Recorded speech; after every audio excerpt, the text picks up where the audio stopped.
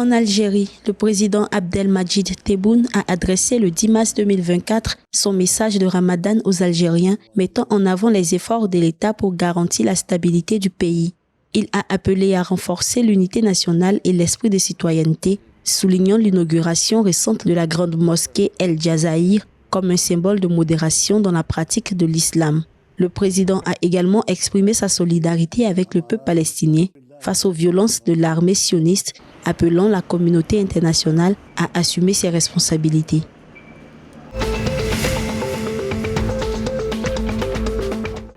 Les banques opérant sur le marché égyptien ont annoncé la prolongation des limites de retrait et d'utilisation des cartes de crédit suite aux ordres de la Banque centrale d'Égypte. Ces ajustements visent à renforcer la stabilité du marché local d'échange. Les nouvelles limites affectent différents types de cartes, notamment les Visa Gold, Mastercard Platinum et d'autres, offrant aux utilisateurs des montants accrus pour les achats et les retraits en espèces, tant au niveau national qu'international.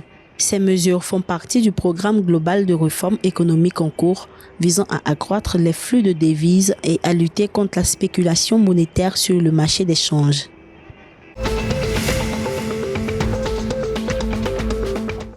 En Libye, un incendie majeur s'est déclaré le 10 mars dans des entrepôts de la Compagnie générale d'électricité dans la zone industrielle d'Al-Krimia, au sud de Tripoli. Les autorités ont confirmé qu'aucune victime n'est à déplorer, mais d'épaisses colonnes de fumée noire ont été visibles dans la région. Des vidéos ont montré des pompiers luttant contre les flammes avant qu'une forte explosion ne se produise. Le gouvernement a ordonné une enquête pour déterminer la cause de l'incendie, tandis que des mesures ont été prises pour évacuer les habitations à proximité. Les dégâts et les causes de l'incendie restent inconnus pour le moment.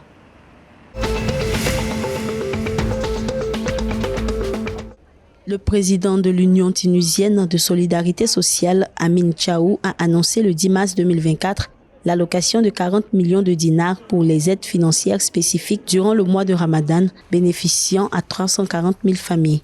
La moitié de cette enveloppe sera distribuée au début du Ramadan et le reste durant la seconde moitié du mois. 45 000 colis alimentaires d'une valeur dépassant les 100 dinars seront distribués aux familles démunies à travers le pays, selon le programme d'Amen Social.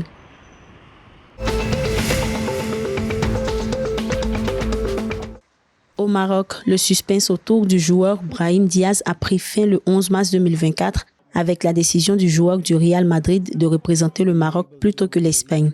Après plusieurs jours de réflexion, Diaz a été convaincu par les arguments de la Fédération royale marocaine de football, optant ainsi pour les Lions de l'Atlas. La décision est considérée comme définitive et mûrement réfléchie, avec des démarches en cours pour obtenir la double nationalité.